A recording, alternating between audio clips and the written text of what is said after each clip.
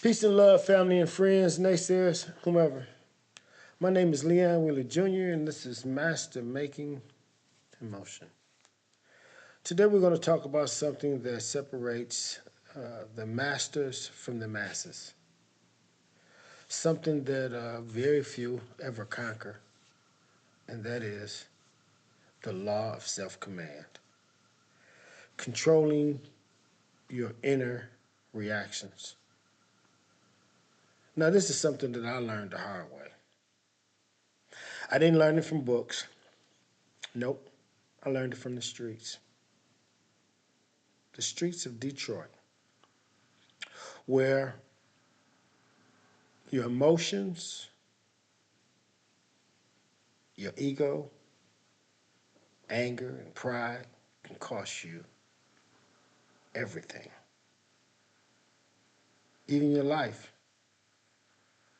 It was there that I learned that if you don't learn to command yourself, the world will most definitely command you. Power without control is destruction. I used to think that strength was how loud an individual could be. I was thinking that it was how hard you can hit back somebody challenge you or calls you out. But then I learned that real power, real power is quiet. Real power doesn't have to prove itself. Real power is just what it is. Real power is actually peace. Peaceful. It's being content. It's being observant. It's being mild. Again, it has uh, no, there's no benefit in trying to be seen. Real power is silent. Yes. The moment between stimulus and response, there's always, well, actually, that's that actual situation where you get to take full advantage of every scenario you find yourself in. There's a moment between a situation and how you respond.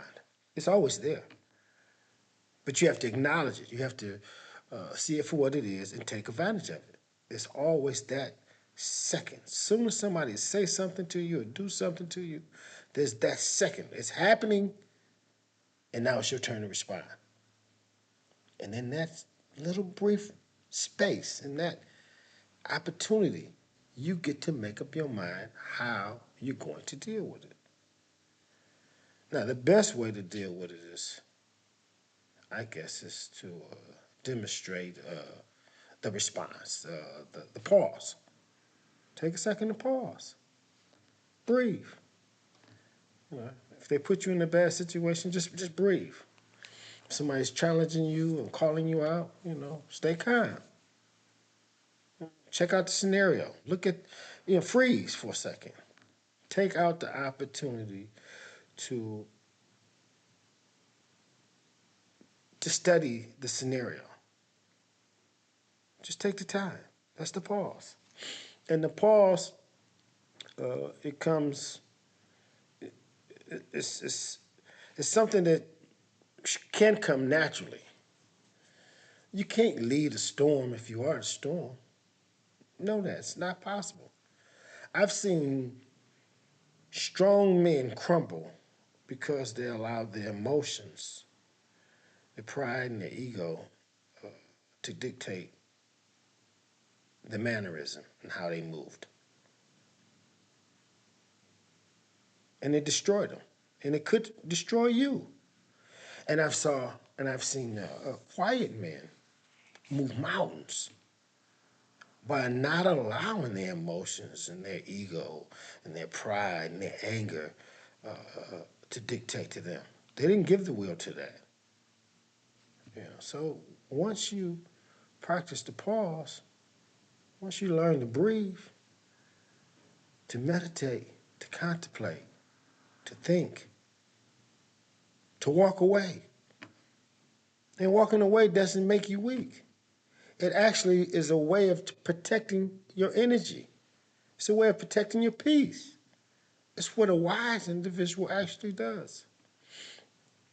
So when you train your command muscle, because it's a muscle. Like when you lift weights, you got your muscles, and if you lifting the weights or whatever you're doing, and it's a muscle.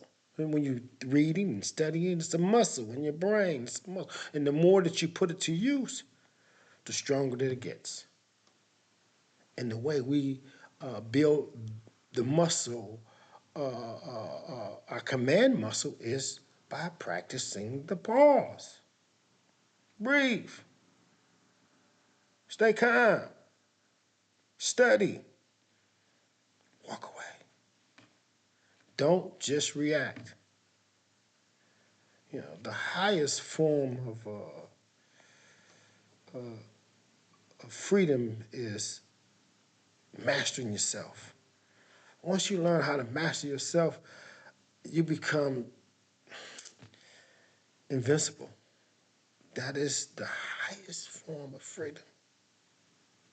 You feel so complete, in control,